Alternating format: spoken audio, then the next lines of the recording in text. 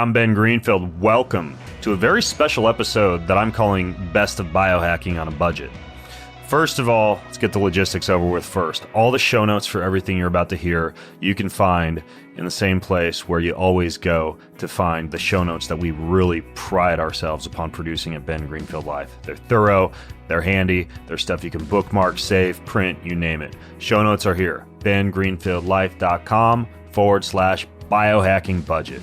bengreenfieldlife.com/biohacking budget. So, why best of biohacking on a budget? Well, frankly, we are constantly bombarded with all the supplements and the technology and the $20,000 red light this and the $50,000 oxygenation that and the $50,000 coffee enema suppository, you name it. But fact is, over years of interviewing some of the smartest minds on the planet about how we can, in a very ancestral and primal manner, upgrade the human blueprint, I actually have come across a lot of really great tips from biologists like Gary Brecka, authors like Dr. James DiNicolantonio, people who are experts in hacking exercise with minimum effective dose like Kusha Karvandi, and many others. And I put together for this episode the best of the best for you. So that being said, you get to sit back, or preferably walk back, work out back, do anything active back, or just drive and listen to today's show, Best of Biohacking on a Budget. Again, all the show notes are at bengreenfieldlife.com/biohacking budget. Fitness, nutrition, biohacking, longevity, life optimization, spirituality, and a whole lot more. Welcome to the Ben Greenfield Life Show. Are you ready to hack your life? Let's do this.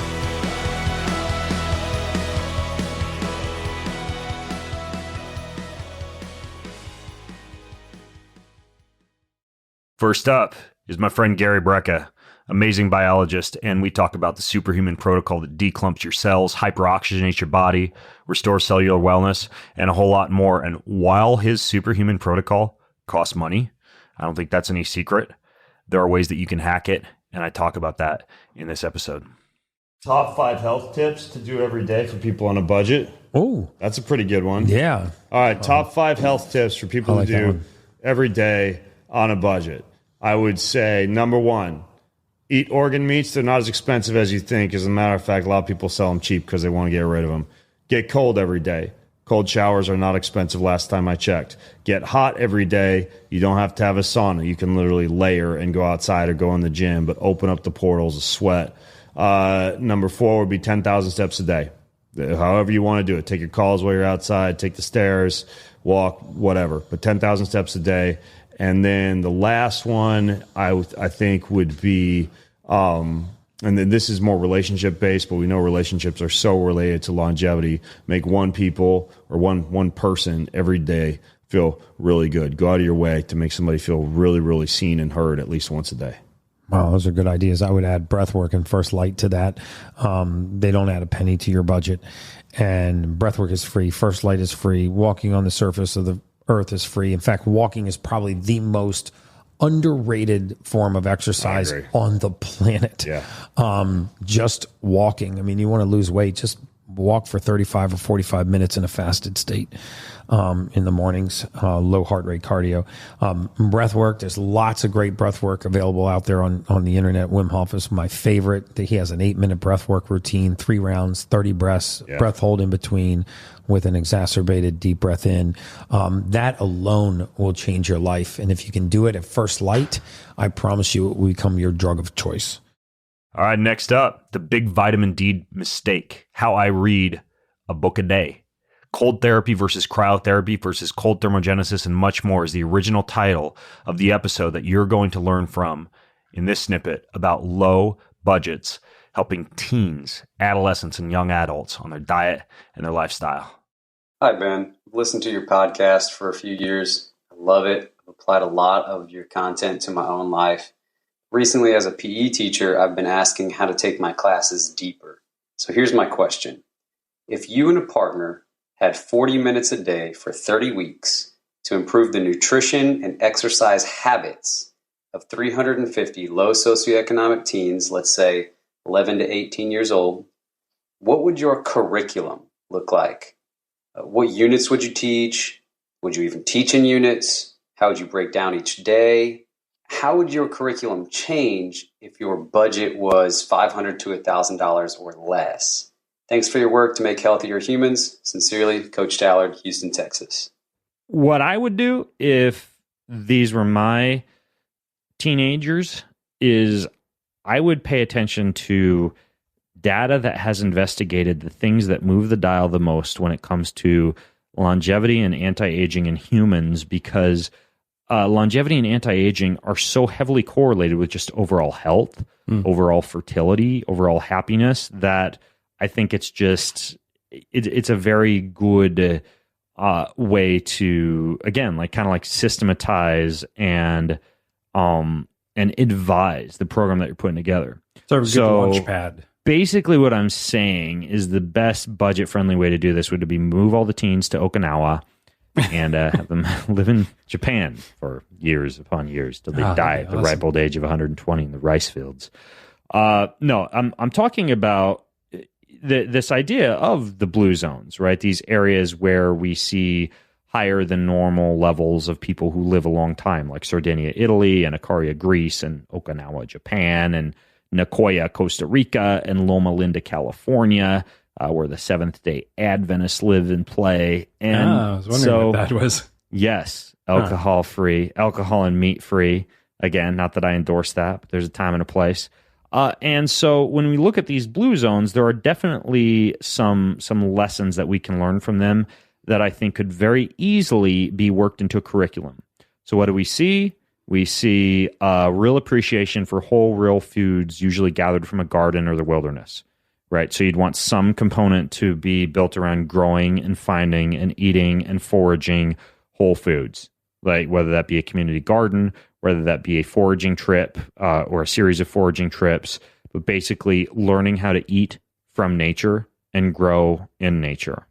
So that would be number one. And that's something I do with my own children quite a bit, and it's not expensive. It's, in fact, less expensive than the grocery store. Number two, speaking of the grocery store, because we do live in a modern era, it would be teaching these teens how to properly read a nutrition label. Because again, we see in the blue zones a pretty strict avoidance of processed and packaged foods. I don't expect that a teenager living in, let's say, America or a modern westernized country is not going to sometimes have, let's say, trail mix or beef jerky or some kind of packaged soup or some kind of packaged beverage or some kind of processed food, but teaching them how to read the food label, right? Like, is this sweetened with stevia or acetylsulfame, potassium, or sucralose? Or, you know, is the sugar content, the total carbohydrate content in this derived from like fiber or derived from processed sugar? Or is the high amount of saturated fat in this from like a fully hydrogenated lab-derived fat, or is it from like a coconut oil, right? So reading nutrition labels would be number two. But beyond the RDA percentages. Right. Going much deeper. Yep, exactly. Again, very easy, low-budget teaching mechanism. We know that according to the Blue Zones book, emulating the environment and the habits of these world's longest living people by having a home that or environment that simulates nature as much as possible, teaching them about maybe having Wi-Fi off on the phones or the computer when you're not using it, and ensuring that the air in the home is clean. If you're going to go rent an apartment, maybe check into the history of that apartment to look at how much mold or fungi it might have, or replace the light bulbs in your study room or in your dorm room with like a more biologically appropriate light bulb. And so these things that I don't think a lot of teens are taught these days, but that are important, like care for your personal environment, air, light, water, electricity, things like that. Nice.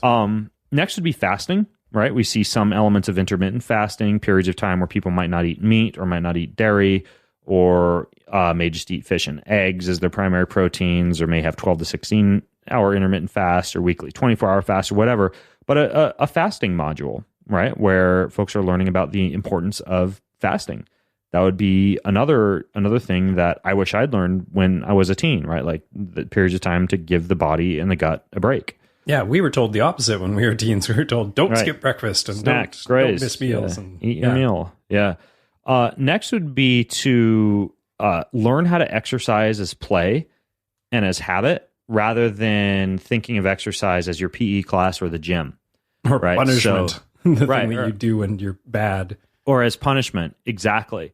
So what I mean by that is things like fitness walks and nature walks and obstacle courses outside and learning how to use, like standing workstations and walking as much as possible. And, when they're navigating through the airport or through the mall, taking the stairs instead of the elevator or the escalator. And basically engaging in low-level physical activity all day long. That doesn't mean they got to hunt and garden and forage all day long, but it does mean teaching how to move, right? Like during our podcast, I'm actually alternating between sitting in like a stool and standing, like about every 5 or 10 minutes. I'm shifting into a different position. Something as simple as that. Like I didn't even know that when I was in college. I'd just sit for like 6 hours, just like studying and just not get up. And then I'd get up and I'd feel horrible and try to go to the gym and I'd get injured because my hip flexors were all short. So understanding that movement should be an integral part of the lifestyle, not just something relegated to the gym, and teaching them how to do that. And then just a few other things.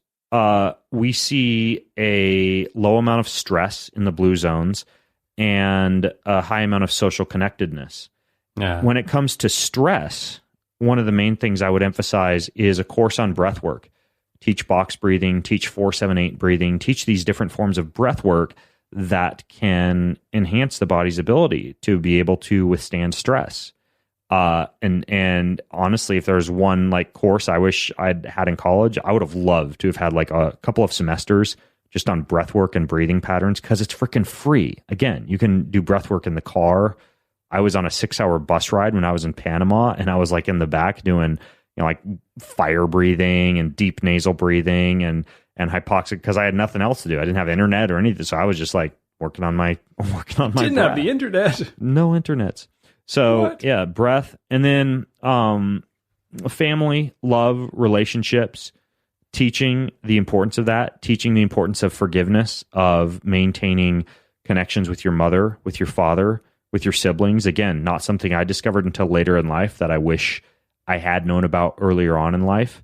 And this concept, just like not going to bed when we're angry with someone, and instead like, calling them up and mending any differences, understanding the potential harmful effect when it comes to presence of chronic disease. If you have things like anger or hate or bitterness kind of like bound up inside you that you haven't taken care of. But basically understanding the importance not only of that, but also of, love and laughter and being in social settings and group dinners and relationships. And, for me as an introvert, that's something I realize the importance of, again, later in life, but it's super integral.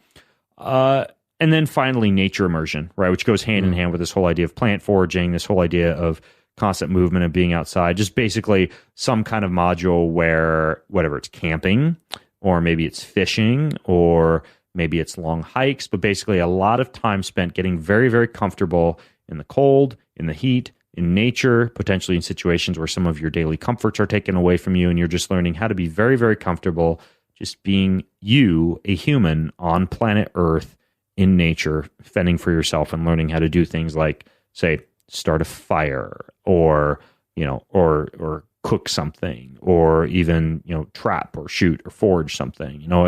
Basically just learning how to connect in a deeper way with nature.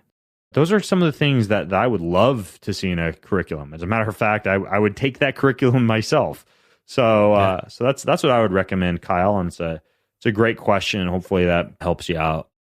All right, next up, you want to learn how to budget your biohacking gear for less than $100? You're going to learn all that and a little bit more from this snippet of my talk at the Health Optimization Summit. So, say you had sort of $100, what would be your go-to sort of hack things to purchase for sort of less than $100, basically? Cigarettes and a fifth of good vodka. So $100. Oh my gosh, yeah, it's tricky. I would say, gosh, $100. And what would the goal be? Like fitness or longevity or something that's going to improve your life for $100? I would say I would spend all the money on stuff that would make your walks better, because I think walking is one of the best things for life. So get some little hand weights, get the relaxator device, maybe get some blood flow restriction bands. That right there is going to add up to maybe $65. So I just saved you $35 that you can use somewhere else on a nice ribeye steak or something. I spoke with Dr. James D. Nicolantoni about dirt cheap performance enhancing hacks you've never heard of, the best bottled water, cold thermogenesis pre and post exercise tips, and a whole lot more. And today you're going to learn about a dirt cheap performance enhancing tip, namely making a salt and glycine drink. Tune in. I got in trouble once when I was working with the athletic trainer as kind of like the water boy for the University of Idaho football team. It was like my freshman year. And Gatorade has, I think it was Gatorade. They had it was Gatorade or Powerade or one of these companies. They had like the super concentrated powder that's meant to be mixed into, in this case, I think I had enough to fill like 10 coolers. It was a lot. And I read the label wrong and I mixed it all in one cooler, right? So we had this incredibly high osmolality solution that was ready to go out to these football players. And of course, everybody flipped and they're like, no, this is going to be horrible. It's going to like suck a bunch of water into their intestines. It's going to give them gastric distress. This high salt solution is nowhere near the actual concentration that's been studied by, say, like the Gatorade Sports Science Institute. I forget, it was 7-8%, something like that, as the ideal saltiness of a solution to enhance performance, particularly in heat. So how do you actually make a high salt solution that doesn't result in a lot of the gut issues that I guess seem to be feared in at least the football team that I was working with? Right. So in fact, really, you don't see a problem with, let's say, a reduction in sodium and water absorption and an increase in diarrhea until you actually start going above the saltiness of blood. So in fact, consuming the saltiness of blood is 3,200 milligrams of sodium per liter. Okay. And that's actually 0.8% salt. So actually normal saline, which is 0.9%, is actually slightly hypertonic. It's actually 154 milliequivalents of sodium, normal saline. So it's kind of funny how they use the term normal saline, but it's actually slightly hypertonic. When you go to the hospital and you get like an IV of saline, it's actually slightly saltier than your blood. And in fact, that's actually typically what most studies use to enhance performance, is actually that concentration, which is 3,500 milligrams of sodium per liter. So once you start going above that, around 3,200 to 3,500 milligrams of sodium per liter, you do see a significant increase in diarrhea. So essentially, if you go from 3,200 milligrams of sodium per liter to 4,200 milligrams, you go from 1 out of 8 people having diarrhea, which is not bad, to 6 out of 8 people having diarrhea. Okay. But there's a much better boost in plasma volume when you actually hit 4,300 milligrams of sodium per liter versus 3,200. So how do you balance the better blood volume boosting benefits of a 1.07% saline solution, which again is 4,300 milligrams of sodium per liter, with the significantly increased risk of diarrhea? And one way to do this is actually adding the amino acid glycine to the solution. And we know this because glycine has been added to salt solutions for decades in individuals with severe diarrhea, either from rotavirus or cholera. You basically put in glycine at a ratio of 2 to 3 to 1 on sodium. And that has been shown to dramatically reduce the total volume of diarrhea, the frequency of diarrhea, and the actual total volume of fluid needed to hydrate the individual. So when you add glycine to a very high salt solution, like 4,300 milligrams of sodium per liter, you are probably getting the best blood volume boosting solution and significantly reducing the risk of diarrhea. Okay, so you add glycine to this high salt solution, but walk me through what it would look like. Like if I've got glycine and I've got salt, and I would love for you to clarify if we're just talking about table salt or any salt here, What would I do? Let's say somebody's listening in, or I'm going to go to the gym after this, and I just want to try exactly what you've recommended and see what kind of boost it gives me to a workout that I might already be familiar with, right? So if people are listening right now, I'd say, yeah, go do something that you're already familiar with to kind of see how it compares. Walk me through what I'm going to do in the kitchen. Like how am I actually going to make a drink that has this amount of performance enhancement capability with just salt and glycine? So essentially, 1 teaspoon of salt is 2,300 milligrams of sodium. Okay. So if you want 4,300 milligrams of sodium, just under 2 teaspoons of salt in a liter of fluid. 2 teaspoons of salt in 1 liter. Yeah, just under 2 teaspoons of salt. Okay. Yep, in 1 liter of fluid. And by the way, just to clarify real quick, a liter is going to be kind of like a big water bottle. That's like what, about 32 ounces or so? Yeah, it's 33 point, I forget, maybe Okay. 0.8. I like to go with approximation. So around 2 teaspoons in around one of the bigger water bottles, or 32, 33 ounces or so. And you just stir that. Does the temperature of the water matter? Well, we can get into that. Okay. But yes, if you want to enhance performance, drinking a colder solution, particularly a colder salt solution, you can actually go sub-zero on a salt solution and it won't freeze, because salt and the salinity lowers the freezing point. So you can actually consume like sub-zero liquid if you have high enough salt concentration, and really cool, and that will actually dramatically cool the body down. You don't have to go that cold though. The studies show that even like low end refrigeration temperature, 39, 40 degrees Fahrenheit of a salt solution that's, let's say a full liter, will absolutely drop core body temperature by about half a degree in about 30 minutes. And so that is going to, increase the time it would take you to hit a critical core temperature, which can cease performance. So there's a dual benefit of consuming the salt solution cold. Okay, got it. And I'm taking notes here. I'm literally going to go work out this afternoon and try out what you're talking about. And by the way, for folks listening in, I'm going to put all the show notes at bengreenfieldlife.com/winbook. It's the name of James's new book, bengreenfieldlife.com/winbook. Okay, so I've got around 2 teaspoons. I've got 32, 33 ounces or so. I've got the water, preferably cold, if I can cool it beforehand or after. And then tell me about the glycine component. So technically, the studies show that glycine can absorb sodium on a 3-to-1 molar ratio. You don't have to have every single molecule of glycine pulling every single molecule of sodium into the body, because passive absorption occurs very well with sodium. So this is active transport or facilitated transport with glycine. So technically, if you had 4 grams of sodium, if you wanted to have all the glycine drive all the sodium, you would use a 3-to-1 ratio, basically 12 grams of glycine. Okay. But I don't think it's not necessary. So I would just probably do with 4 grams of sodium. Okay.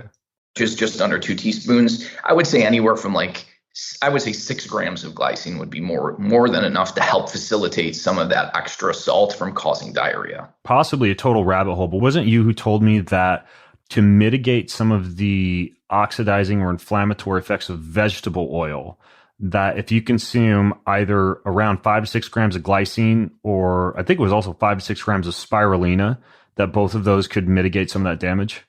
Yes, that's correct. So, glycine helps to, it's really like the rate limiting amino acid for the formation of glutathione when cysteine is available, which typically cysteine is available very well. So it'll help boost glutathione levels, which is our master antioxidant, which can help with the oxidative stress from the omega-6 seed oils. Okay, got it.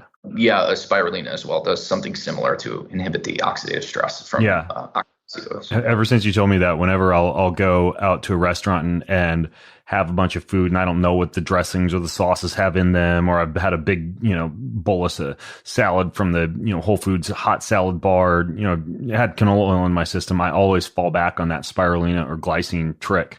I've been doing that ever since, I think it was like 4 years ago that I read that by you, or you mentioned it on a podcast. So the glycine, do you just get like any old glycine powder? Does a brand matter, or is just glycine?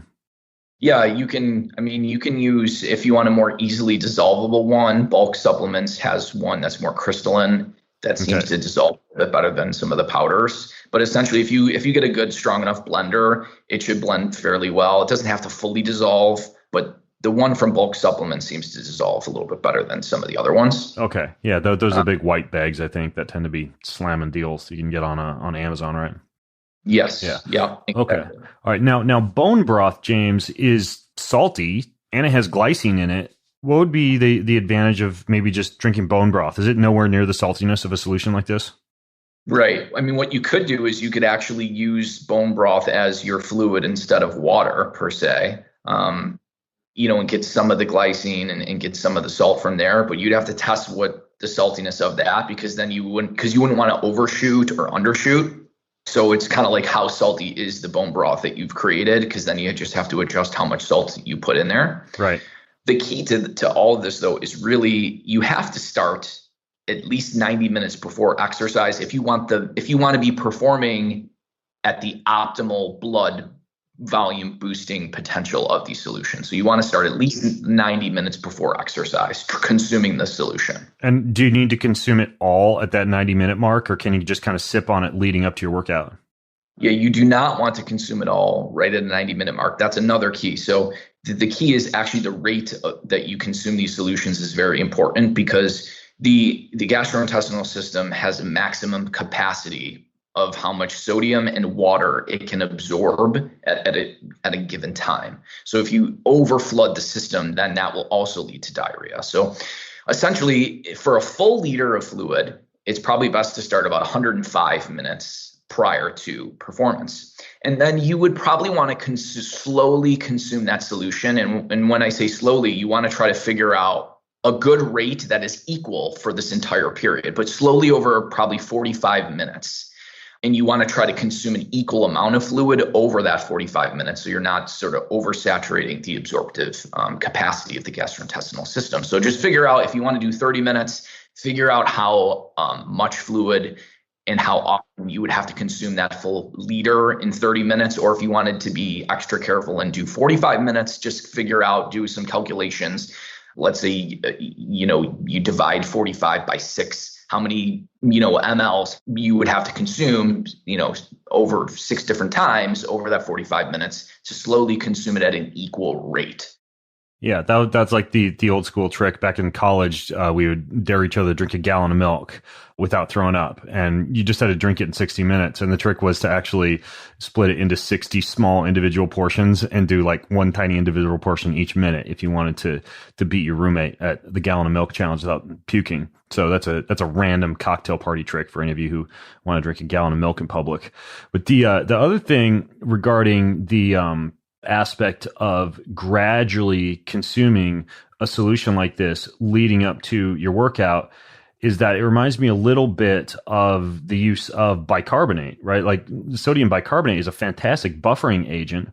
And I think you've talked about it before, but that's another one where, and you might have to remind me of the volume, you can actually get a pretty significant performance enhancing aid for pretty dirt cheap, but you also have to be kind of careful with the way that you approach sodium bicarb. So do you still stand by the recommendation to use sodium bicarb, particularly leading up to something that might be, a very glycolytic type of exercise or something that would induce a lot of like lactic acidosis?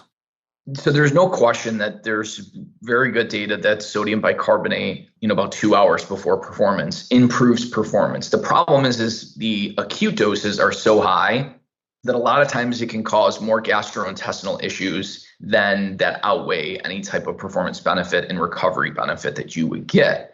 So I'm more of a fan of actually slowly building up your bicarbonate stores over weeks by simply either drinking bicarbonate waters, and it has to be fairly high in bicarbonate, like at least typically around 1,000 milligrams per liter, or 1,800 milligrams per liter would be even better, in consuming like 2 liters of that fluid per day, rather than just acutely dosing yourself with 30 grams of sodium bicarbonate, right? Because that can lead to gastrointestinal distress. So there have been studies looking at just drinking bicarbonate waters in basically like physical contact sports, particularly mixed martial art athletes, consuming basically high bicarbonate waters at around 2 liters per day, 2 to 3 liters per day. You do that over the course of like 4 weeks, and it dramatically improved power output, recovery, and endurance. And that's because when you go anaerobic, a lot of people, blame it on lactic acid and the lactate buildup, but it's actually not. It's the hydrogen ion buildup, and lactate just follows that. Yeah, that's true. Yeah. Sometimes I throw around terms like that, but it's because that's what people are familiar with. If I say hydrogen ion buildup, people don't get it, but people understand lactic acid. But you're right; it's the hydrogen ions that accumulate as a result of the lactic acid, not the lactic acid itself. That's problematic. This idea, though, of chronic intake of bicarbonate-rich mineral waters is actually really cool. I mean, I drink Pellegrino a lot of the time as my sparkling water of choice, mostly because that's what they sell at Costco when my wife picks it up. But I think you had a couple examples of bicarbonate-rich mineral waters that you think would be better than that if someone was going to use this chronic loading approach. Which ones do you like? Yeah, Gerald Steiner is pretty good, but it's very carbonated. So if you don't want a bloat, I suggest just basically blending it in a blender for a couple seconds to fizz it out. Although it won't taste as nice because the carbonation, basically blocks a lot the minerally taste of that water. There's another water called magnesia. It's difficult to get in the United States though, but that also has high bicarbonate. Or you could literally just create your own bicarbonate waters by actually just putting sodium bicarb in water. All right, next up, we all know glycemic variability is something you really got to be concerned about, how much your blood glucose goes up and down during the day. But you don't necessarily have to buy one of those blood glucose monitors you attach to your body 24/7. They're very helpful, but we're talking about biohacking on a budget. So tune in for a dirt cheap way for lowering your blood glucose. 2 recent studies related to reducing your blood glucose. So the first one, I've had a lot of eyebrows raised at me when I say what I've said in the past, and that is that I don't take metformin because even though it has some really good life extension properties, the trade-off in terms of disruption of the gut microbiome, decreasing the ability to produce new mitochondria, and decreasing the ability to get muscle protein synthesis post-exercise dictates that I think the cons outweigh the pros unless you have full-on diabetes, in which case, metformin could be a good idea. But I've always said, I prefer 2 things instead, bittermilin or dihydroberberine. I think bittermilin or dihydroberberine are 2 of the best, most fantastic alternatives to metformin. And so this recent study actually studied bittermilin because me personally, I've tested my blood sugar scores and my blood glucose responds just as favorably to bittermilin as it does to metformin. The only thing that shoves my blood sugar lower than bittermilin, which is the stuff that we use in Keon Lean, is an intense cold bath or cold shower. So anytime I have carbs, carrot cake, sourdough bread, sweet potatoes, yams, glass of wine, you name it, I pop 2 Keon Lean and my blood sugar is right as rain.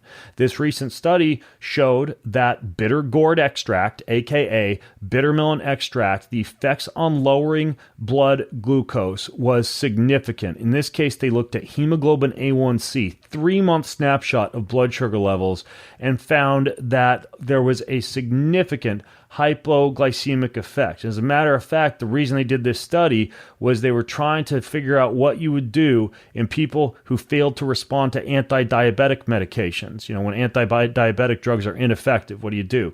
But anyway, so this bittermilin extract actually works, and this latest study backed up what I've been saying for a long time. The hypoglycemic effect of bittermilin is so strong that I actually don't even recommend you use it before a workout because your glucose might get too low. But with carbs, it's great. Now, let's say you can't afford it and you want something a little bit more inexpensive, since we're talking about cheap blood sugar hacks today. The other one that works really well, and this was another recent study, they looked at glycemic response, they looked at appetite satiety, appetite satiety, they looked at gastric secretions, and they looked at gastric emptying after people ate bread, right? Bread being a food that notoriously would increase blood sugar levels. And in this case, what they did was they gave people lemon juice with water as a control and with tea as a control. Lemon juice led to a 1.5-fold increase of the volume of gastric contents 30 minutes after the meal, meaning the gastric emptying was 1.5 times faster. It elicited a 35% lower blood glucose concentration and an increase in satiety, meaning the appetite perception and the gastric volume correlated and corresponded to better appetite satiation in response to the lemon juice, along with an increase in gastric secretions, indicating that it helped people to digest food better. So if you're up the creek without a paddle, you don't have all these fancy supplements, you don't have bitter melon extract, you don't have your digestive enzymes, you don't have your bitters, all you need is lemon or lemon juice. It's fascinating. And you can add a little bit to a morning glass of water like I do. You can, if I'm at a restaurant, and I don't want to have a cocktail, I just order a glass of bitters on the rocks, a little squeeze of lemon. Don't underestimate the power of some of these cheap hacks like lemon juice or nicotinamide powder or L-glutamine powder, or some of these things that a lot of people don't talk about so much because they don't make a lot of people a lot of money. But the lemon juice absolutely works. I think the Keon Lean is probably a little bit better. I think the 1-2 combo of both for carbohydrate control could be great. But it's nice to see how some of these simple things actually work. And in the last few months, all these research studies I'm talking about, these are brand new research studies. It's just been proven to work. So yeah. So lemon juice to the rescue. That one's really cool. Lemon juice to the rescue. I really like that. For me, it's interesting. There's a couple things that I want to try here. The first would be, I like the combination of take some Keon Lean, then drink lemon juice like during your meal, pre-meal, whatever way works best, and then afterwards just get in a walk. I feel like that three combo. And if you're, hey, listen, you don't want to spend the money on the Keon Lean, sorry Ben and Keon, then yeah, just the lemon juice and then a walk afterwards. That seems like a really inexpensive, if not free-ish, way of managing blood glucose. So I think it's a cool combo. BFR training? That's right. Blood flow restriction from way back in the days where I was a poor bodybuilder was one of the secrets to build muscle without lifting heavy loads and with a low risk of injury. And today you're going to learn about that and vestibular enhancement on a budget.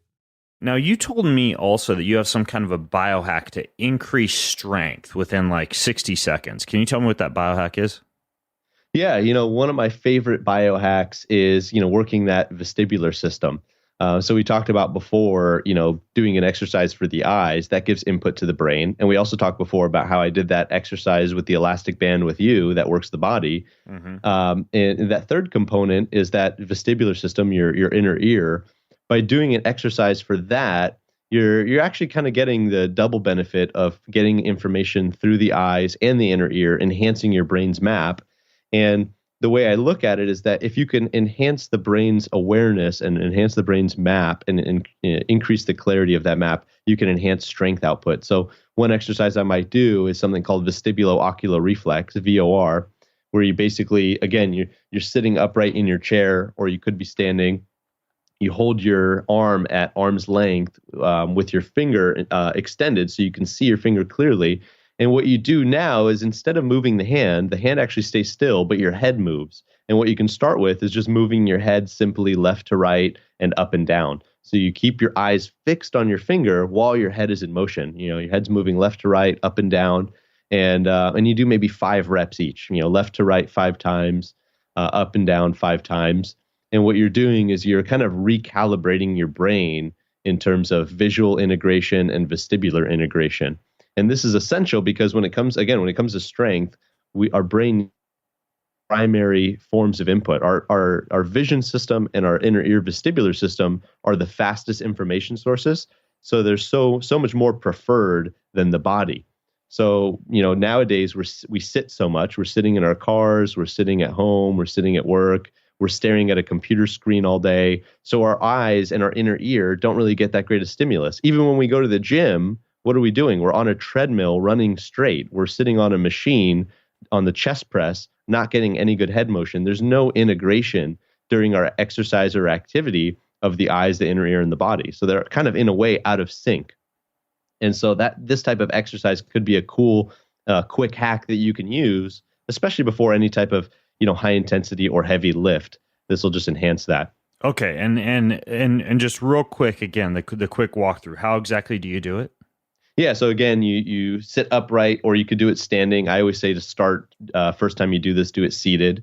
And you put your arm at arm's length. I would just use your thumb, have the thumb straight up, and look at the tip of your thumb, and keep your eyes fixed on the tip of the thumb as you move your head left to right. The key here is to not let your head turn too far. So some people will turn their head so far to the left that both eyes can't see the thumb clearly.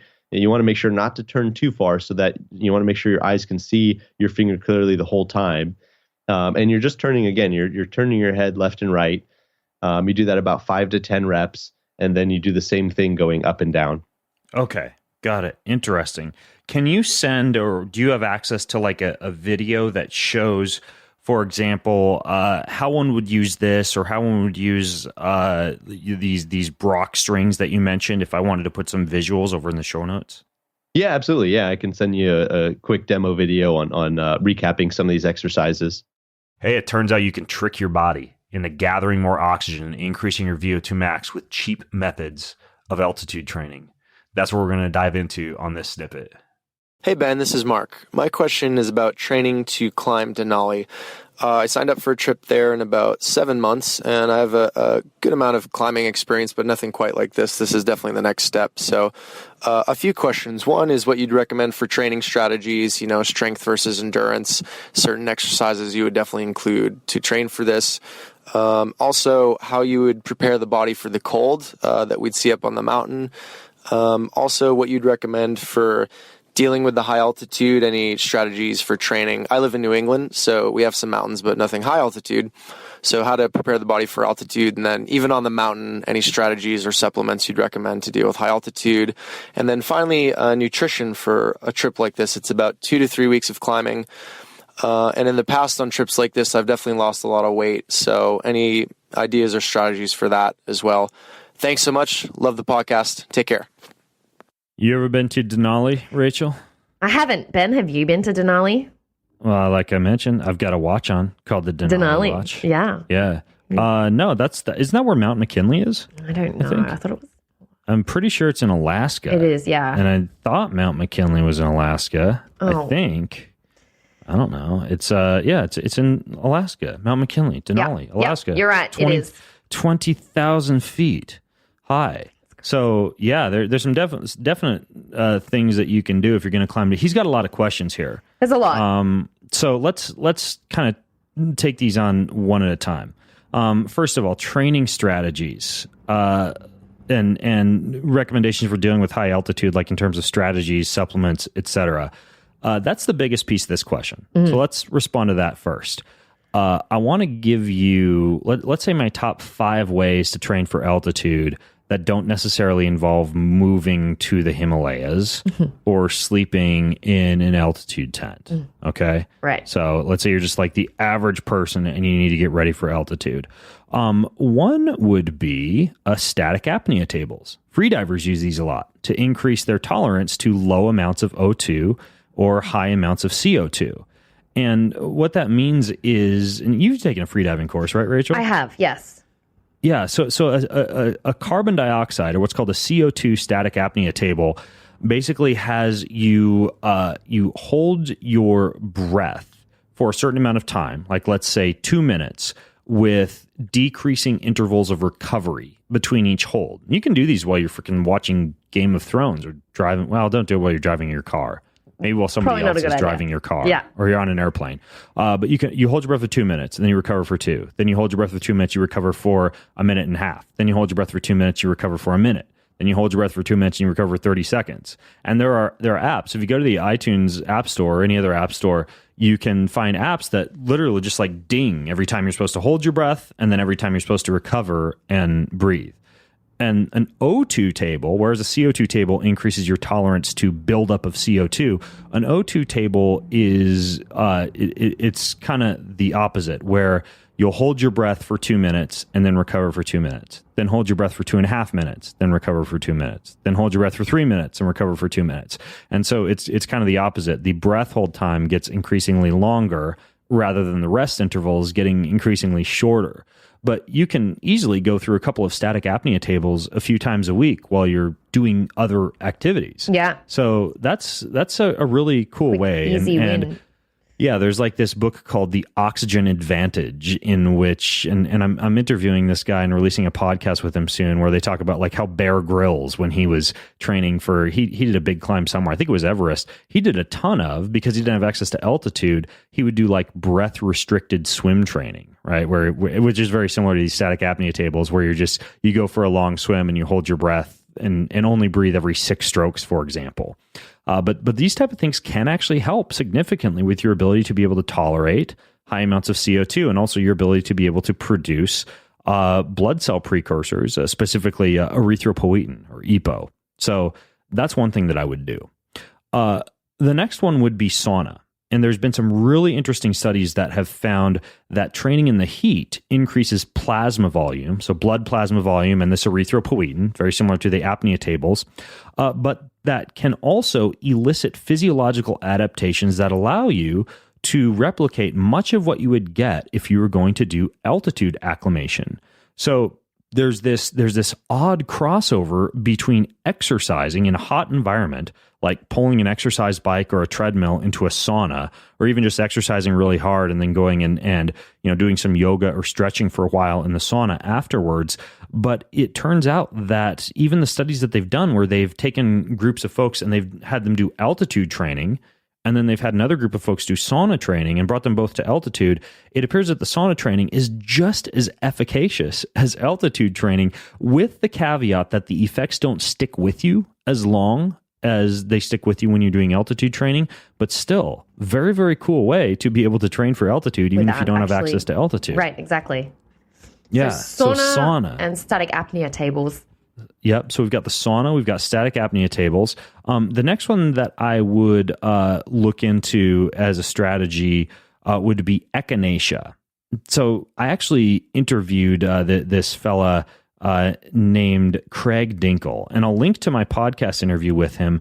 But in that podcast, he goes into the use of echinacea to improve oxygen transport capacity and also to stimulate erythropoiesis production, and also the activity levels of T cells, which causes you to produce your own growth factors, also responsible for increasing EPO production. And so they've shown massive increases in oxygen availability and a huge boost in erythropoietin, very similar to if you were blood doping with the use of echinacea. And this guy actually makes, based on this, full disclosure, he sells a supplement that has like echinacea and a bunch of other things that assist with specifically altitude performance. He's a climber, so it's got like desiccated liver fat or desiccated liver powder and chlorella and beetroot, and all these things have been shown to help with altitude. But then also echinacea, which kind of flies under the radar. Yeah. And we talk in that interview about the mechanism of action via which erythropoietin can be stimulated with the consumption of echinacea. But it's really interesting. You can use echinacea as a way to increase your blood cell counts and increase erythropoietin production. And that's, a relatively inexpensive little supplement hack that you can use. I would love to see these all done, and then I would love for Mark to come back and tell us if it worked. Yeah, exactly. Because all these little things do add up quite a bit. And granted, there are other compounds in addition to erythropoietin that work really well, that you'll see like a lot of Sherpas who guide people up Mount Everest using, like rhodiola and cordyceps. Although cordyceps is actually in that supplement that I just mentioned, that biotropic supplement. And I'll link to the interview that I did with those guys in the show notes. But echinacea, if you're just going to choose one, appears to be one of the most potent and one of the lesser known for performance at altitude. A couple of other things that I would do. So I've given you 3 so far, right? Yep. The sauna, the static apnea tables, and echinacea. Another one would be, and a lot of people laugh at this, but it actually does work. So this particular device will increase the amount of CO2 that's right in front of your mouth when you breathe. Right, so you increase your tolerance to carbon dioxide and what's called metabolic acidosis, but it also puts a relatively large strain on your intercostal muscles around your ribs, your serratus muscles, and your diaphragm, and your inspiratory and expiratory muscles. It's a form of resisted breath training, okay? Whereas a static apnea table would be a form of restricted breath training. This would be a form of resisted breath training. Does not decrease the partial pressure of oxygen in the air that you are breathing, but it does have a really potent effect on improving your ability to be able to withstand lower amounts of oxygen availability, or specifically higher amounts of CO2. And they've shown in clinical studies that this can increase aerobic capacity, improve lung function, and even increase what are called some of the hematological variables, meaning some of the same blood variables such as hematocrit or hemoglobin that are involved in altitude training. So and this is the training mask, the basic training mask that a lot of people laugh at because the CrossFitters and their knee-high compression socks go running down the streets with their barbells over their shoulders, wearing their training masks. But this thing actually does work, especially if you don't have access to a $4,000 hypoxic training device. But it's literally just restricting breath flow. You can wear it when you're driving in your car or doing a workout or doing yoga or whatever, and it's just kind of a relatively cheap way to train for altitude. So I'm going to throw that in there. I mean, I know a lot of people laugh at it, but I personally use a training mask a few times a week just because it's cheap and easy, right? Yeah. You just strap it on, do what you were going to do anyways. Mm-hmm. So the one exception is that you want to be careful that you're not doing extremely complex, heavy loaded exercises in it, because sometimes you get so blue in the face wearing it that your form suffers. So just kind of be careful when you decide to use it. But that's another one that's not too bad. And then the last one that I would recommend for training for climbing or anything like that would be something I already mentioned, that freaking incline treadmill. I mean, it works. And if you really wanted to, you could make your own hypoxic air generator.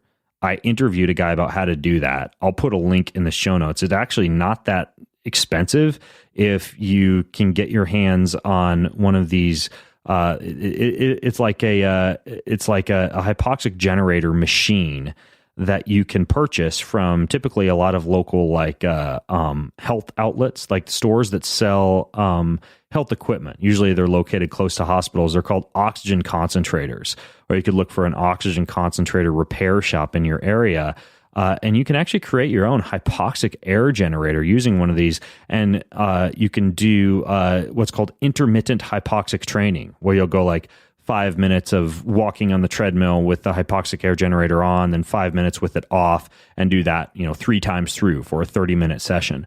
I have one in my garage, and they're honestly, they're not that expensive to build. And I'll put the full link. I don't have time to go into it in a lot of detail right now, but I'll put the link in the show notes. But it's really interesting. You can actually build your own altitude training device you could keep next to an incline treadmill like this, and it doesn't cost as much as you'd think if you follow the instructions I have. What kind of cost? What's the ballpark? By the time that you've put everything into it, we're talking about like $600 to $800 with usually about probably 5 to 10 hours of your time driving around, buying everything and building it. So yeah, that's not bad. But compared to like thousands and thousands, I mean, just to rent one would cost you that much per month. Yeah. So, yep. Yeah. Well, there you go. So there's some ideas for you. And then finally, a few other things I'm going to throw out there for you.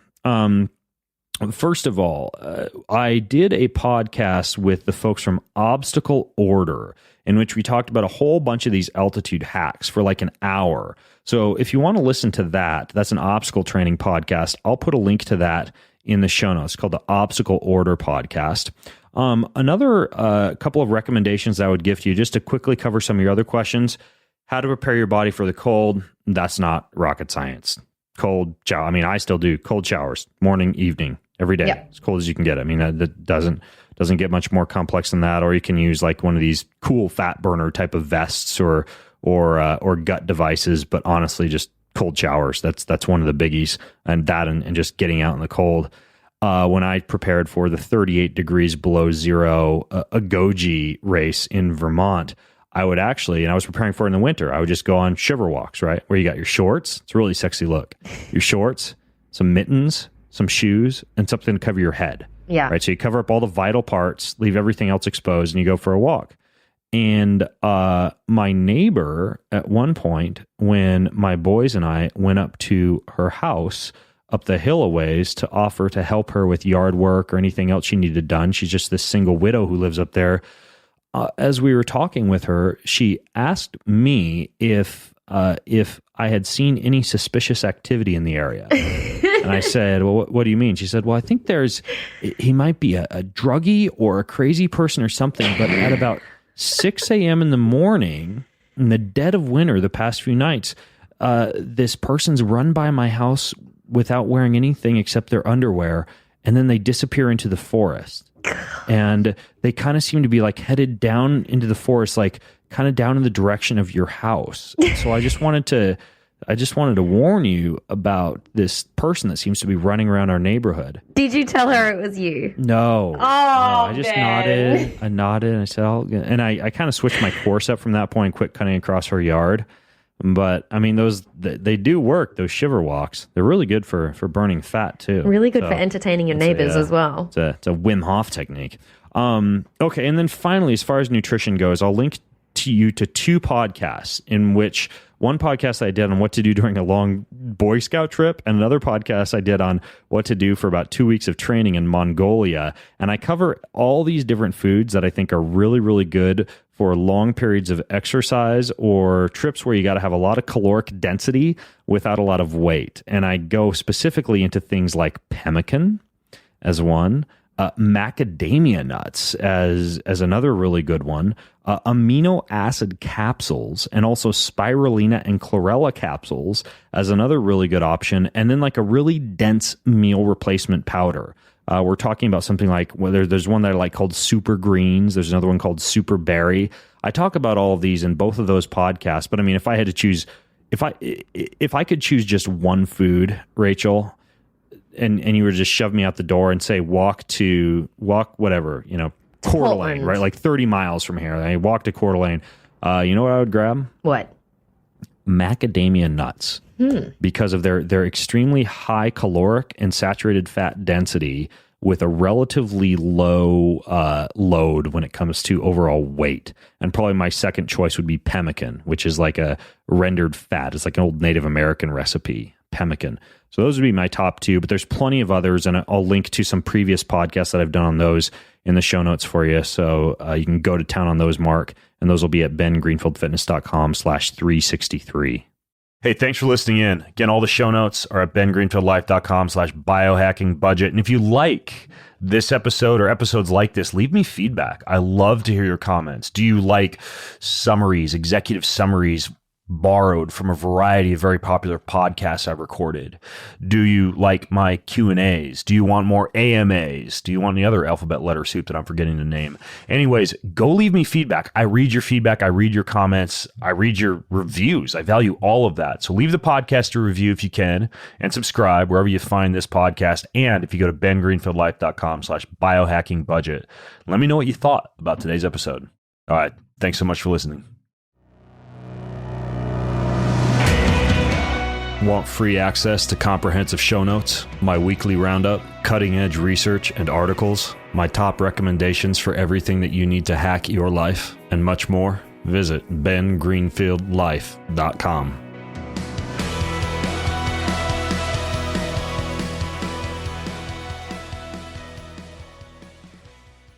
In compliance with the FTC guidelines, please assume the following about links and posts on this site. Most of the links going to products are often affiliate links, of which I receive a small commission from sales of certain items, but the price is the same for you, and sometimes I even get to share a unique and somewhat significant discount with you. In some cases, I might also be an investor in a company I mention. I'm the founder, for example, of Keon LLC, the makers of Keon branded supplements and products, which I talk about quite a bit. Regardless of the relationship, if I post or talk about an affiliate link to a product, it is indeed something I personally use, support, and with full authenticity and transparency recommend in good conscience. I personally vet each and every product that I talk about. My first priority is providing valuable information and resources to you that help you positively optimize your mind, body, and spirit. And I'll only ever link to products or resources, affiliate or otherwise, that fit within this purpose. So there's your fancy legal disclaimer.